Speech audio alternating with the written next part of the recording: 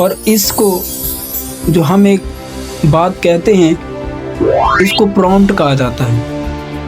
ये प्रॉम्प्ट कोई कम्प्लेक्स चीज़ नहीं है, बल्कि ये आपका इससे सवाल पूछने का एक वे है। ये आपकी बताई हुई बात को आपके मौजूदा हालात के मुताबिक आपको आंसर करता है। और इस टूल को बनाने के लिए काफ़ी कम्प्लेक्स टाइप का सिस्टम यूज़ किया गया है और वाकई काफ़ी मेहनत के बाद ये टूल तैयार हुआ है।